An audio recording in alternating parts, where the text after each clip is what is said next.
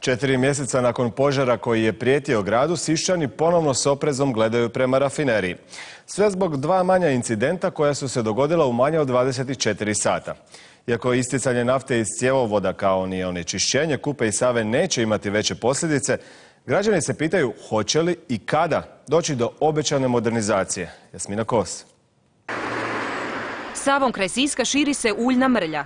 Na samom rubu rafinerije iz napukle cijevi nafta natapa zemlju. Vijest o 2 incidenta u manje od 24 sata brzo se proširila i zabrinula Siščane, koji balansiraju na tankoj liniji između brige za zdravlje i radna mjesta. Ako se rafinerija zatvori, šta će nam raditi u Sisku? Nije ulagano ništa i to je posljedica toga.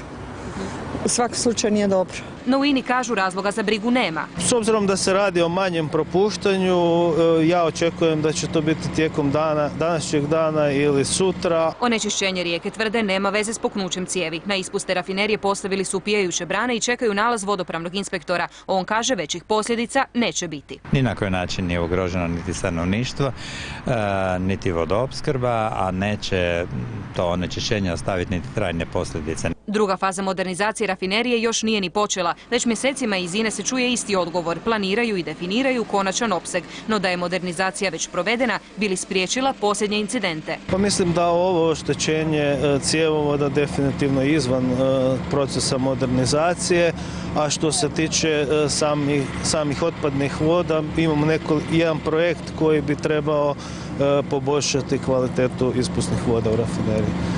A njegov završetak očekujemo krajem iduće godine. Prekasno, smatraju mnogi građani Siska. Zato dobro paze što se događa u njihovu gradu. U centru 112 kažu niti jedna mrlja, miris ili sumnjivi oblak ne prođu neopaženo. Svi ribiči koji sjede na Kupi za bilo kakvu mrlju zovu centar 112. Pred očima su još svježi prizori požara koji je prijetio raznijeti pogone i pola grada, a tijekom 4 mjeseca sanacije nagađalo se i da rafinerija više neće biti puštena u rad. No 1400 radnika od kraja mjeseca u zastarjelim će pogonima proizvoditi punom parom.